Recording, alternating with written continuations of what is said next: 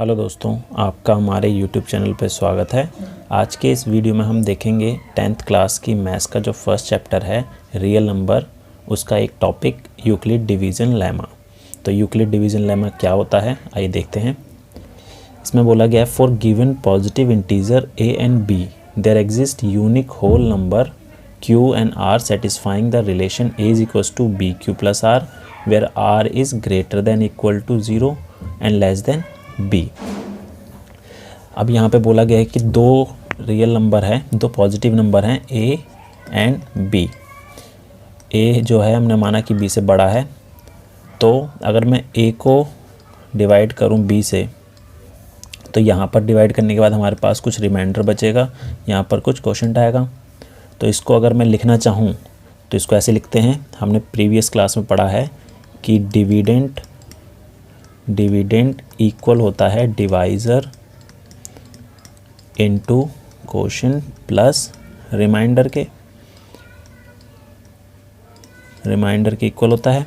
ठीक है, तो डिविडेंड हमारा यहाँ पर दे रखा है a, डिवाइज़र हमारा b हो गया, क्वोशंट हमारा q हो गया और रिमाइंडर हमारा r हो गया।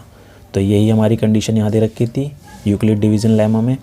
और यहाँ पर जो r है, हमें इसको अब ध्यान रखना है। जो r है रिमाइंडर जो है वो हमेशा b से छोटा होगा और 0 हो सकता है या 0 से बड़ा होगा, तो 0 और b के बीच में ही होगा। तो इसको समझने के लिए हम तो एक एग्जांपल ले लेते हैं।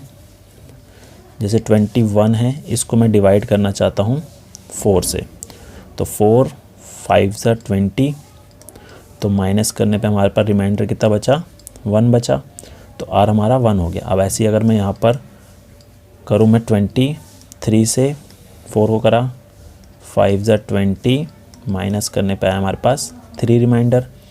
ऐसी 24 ले लिया, को 4 से करा, 4 6 ज़ा 24, माइनस करने पे 0।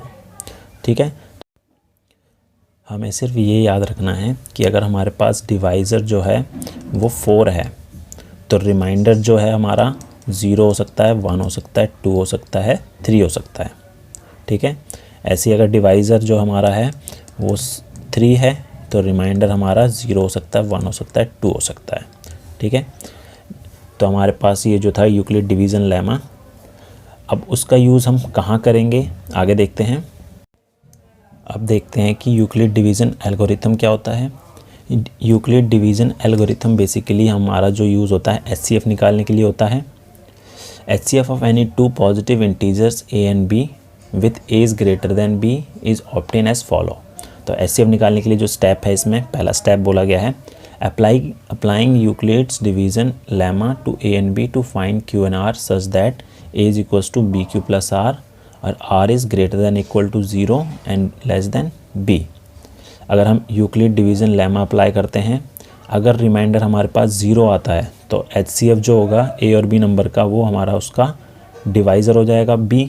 अगर नहीं आता तो हम दोबारा यूक्लिड लेमा अप्लाई करेंगे जब तक कि रिमाइंडर 0 नहीं आ जाता। तो इसको समझने के लिए एक एग्ज़ाम्पल ले लेते हैं। एग्ज़ाम्पल है find HCF of 24 and 15 using Euclid division algorithm.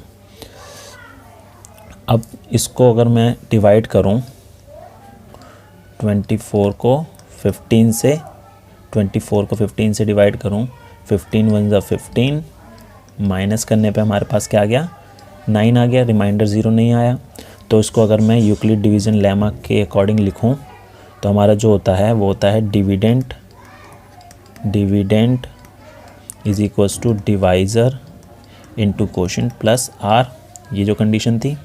ठीक है, तो यहाँ अगर मैं लिखना चाहूँ तो लिख सकता हूँ 24 इक्वल टू 15 इंटू 1 प्लस 9।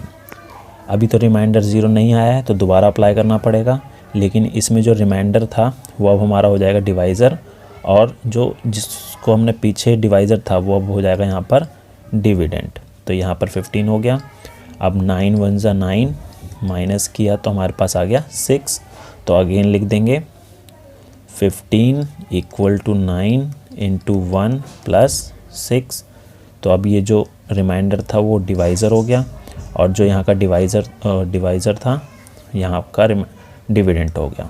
तो 6 1 जा 6 माइनस किया 3, तो इसको लिखेंगे 6 is equals to 9 is equals to 6 into 1 plus 3।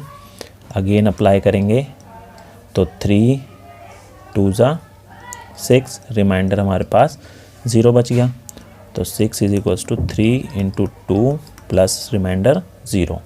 हमें बोला था कि अगर रिमाइंडर 0 आता है तो HCF जो होगा उसका डिवाइज़र हो जाएगा। तो लास्ट स्टेप में देखना है कि कौन से नंबर से हमने डिवाइड किया है जिससे कि रिमाइंडर 0 आया है। तो हमने यहाँ पर 3 से डिवाइड किया था तब जाके रिमाइंडर 0 आया। तो हमारा जो HCF होगा 24 और 15 का वो हो जाएगा 3, ठीक है। तो इसी तरीके से हम HCF फाइंड करेंगे यूजिंग यूक्लिड डिवीज़न एल्गोरिथम। अगर आपको हमारा ये वीडियो पसंद आया हो तो हमारे चैनल को सब्सक्राइब कीजिए। Thank you.